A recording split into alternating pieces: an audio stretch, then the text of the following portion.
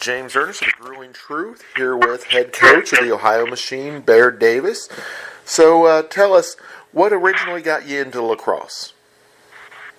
Well, just growing up, in Hilliard, Ohio, played multiple sports, and we had a couple guys move in from out of the area that had played lacrosse at their former schools, and they had sticks, and kind of started introducing it to some people at the school. And then we had a math teacher that had played at Michigan State, and he volunteered to coach, and an athletic director that was willing to give it a chance. So all the worlds collided, and I was introduced to the game.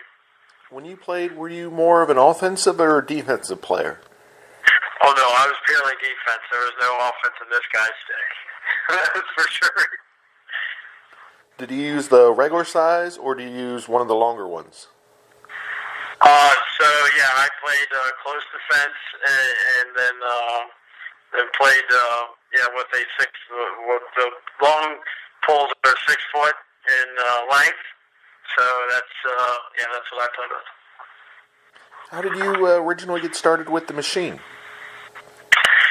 Yes, so I had been introduced to the machine because at the time there was a team, the Chicago Machine, who was looking for a new home, and they were traveling around the city, or around different cities, and playing different games in different markets. And one of them happened to be Pittsburgh, where I was living. So I had met at the time the president and the GM of that group, and that was kind of my introduction to the league. Well, that team actually moved to Rochester, but yet they had test marketed Columbus. Felt like it would be a good fit. So the actual physical team went to Rochester and became the Rattlers, but the name for the expansion team, the Machine, came here. And that gentleman was John Algie. So I stayed in touch with him, and as the team was not performing on the field at the level that he had expected, and I moved to Maryland, he basically called me and asked me if I'd be willing to come to Ohio and help get the team on the right track, and gladly accepted. And it's been a journey ever since then. During its time in Ohio, how has the franchise changed and evolved? I think we've gone through quite a bit. We obviously went through a president change, and since then I've become full time. I think our reach within the community has grown. I mean, we oversee 20 different communities in our youth league now. We've run a coaches convention over the past 4 years that has 40 different speakers, 500 attendees. So that our like I said, our investment in the community has just grown so much, and I think a lot of that has to do with the fact that obviously me being in the office and being connected to the community has been a help in that area.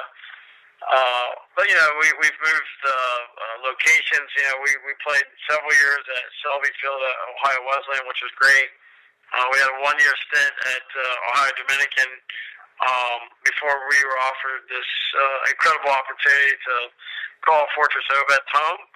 So physically, just having our own home, that's been a major difference. There's been a lot of change. We went through a playoff, to hosting a playoff game, to winning a playoff game, to being in a championship, to winning a championship. So just the growth pattern has been incredible in all phases. How important is the rest of the coaching staff to your success? I think I would say every bit of it. I was told by a very wise coach once, you're only as good as the people that you surround yourself with. And I'm of the school of thought that you have to identify your own weaknesses, and you have to build around you the strengths that you don't possess. And I feel like my staff has done a great job of that. So they definitely are a great blend of people that have different strengths and bring different things to the table and just make us who we are.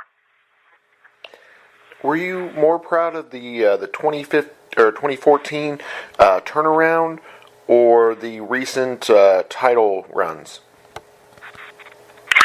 I just I embrace every phase of this process and what we do, and certainly in 2014 that was a very special group that had made a commitment to getting this thing turned around and bought into what the vision was for it.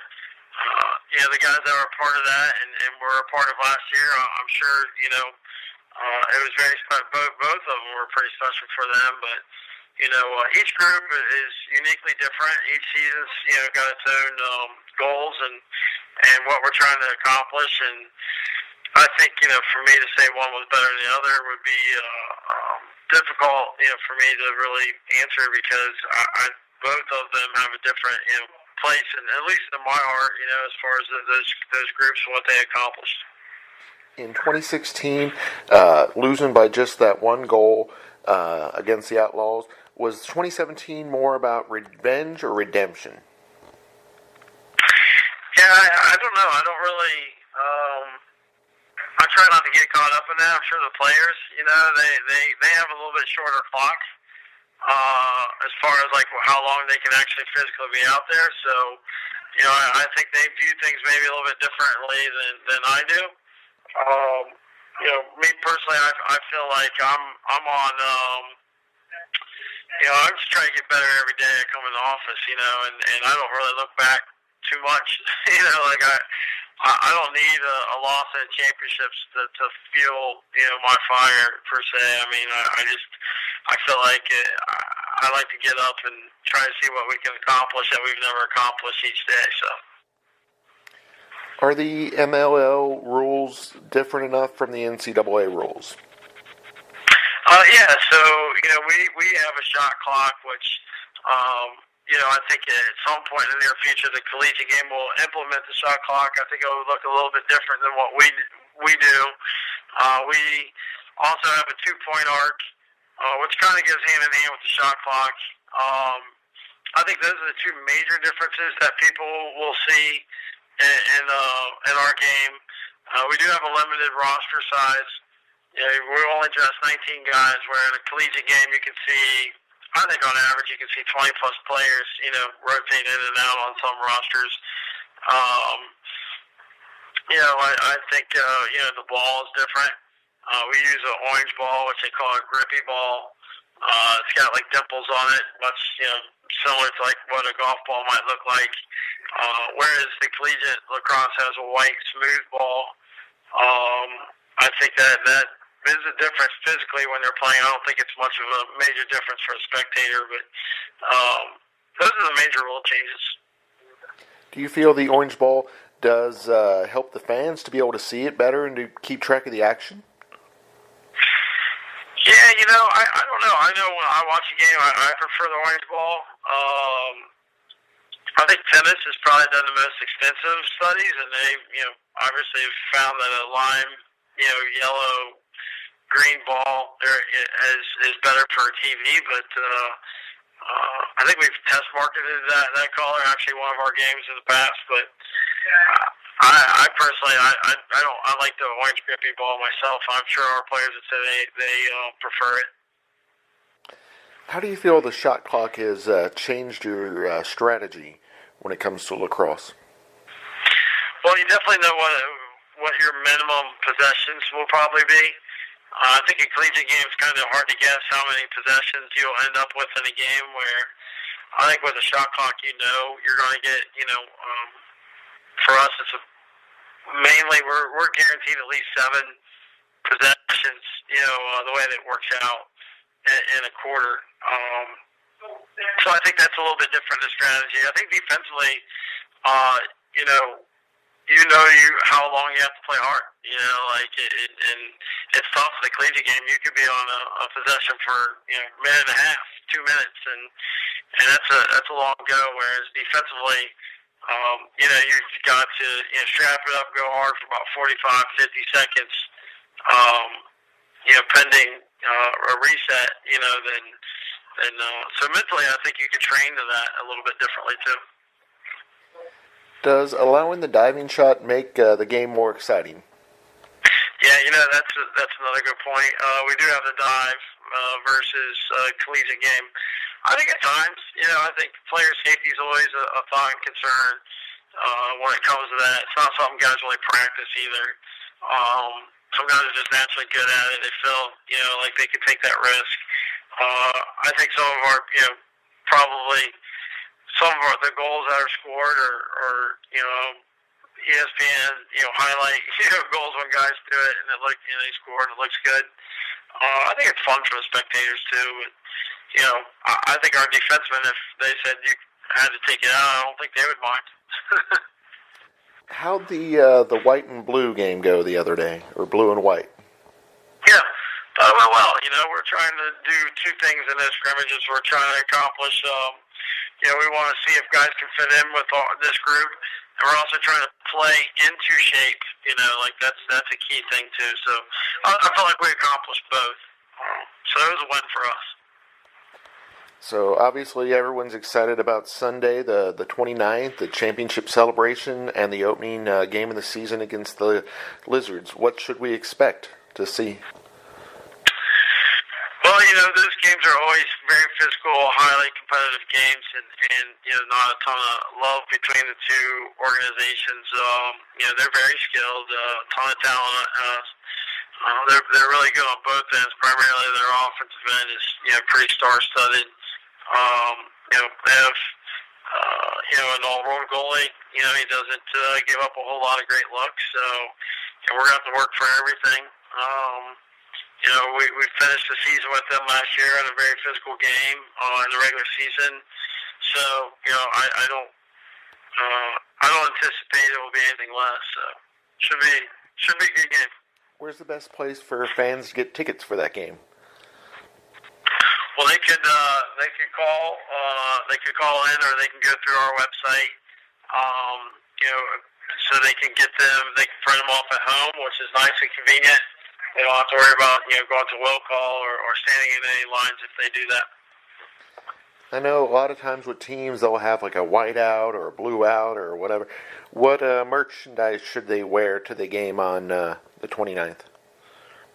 I think what a lot of our fans enjoy is just getting that player tape, finding out their favorite player and rocking their player tape. If fans are wanting to follow the machine and you on social media, where should they go to? At the machine, MLL. That's where you can find all of our all of our handles for the team. And then mine's fairly simple. It's at Barry Fentlax, and I'm generally on Twitter, but sometimes on Instagram. I would say that's probably, I barely keep up with it with the Twitter sphere here, but that'd be the best place. Who would you like to thank for the success of the franchise that doesn't get the recognition they deserve? Well, Jim Davis, our owner, has done a great job of giving us resources that we need, whether that's human resources or physical resources, to be successful. Ryan Chenault, our team president, for overseeing all the operations, and the Village of Obetz, who's been incredible partners of ours, to give us this great place to play, and then the fans, and I think that they don't, that when they come here, I think they're just such a big boost of energy for our guys, and then we have some diehards, and they're incredible. So the state of Ohio and the lacrosse community for supporting us. So all of that has been incredible for us and great people. Before we let you go, what should the fans expect to see for the 2018 season? I think we try to keep it real simple. It'll be very similar to to what we've produced in the past. I mean, we feel like we play fast. You know, we play an up-tempo style. We play an aggressive style of defense. Our guys, you know, they like to have a lot of fun. You know, so they play this game because they love it. You know, these guys aren't making millions of dollars like some other professional leagues. So there is a true passion to playing the game, and I think you can see that when the Iron Machine steps out on the field. Excellent. Thank you, Coach Davis, for coming on the show. Yeah, thanks for having me. I appreciate it. Welcome.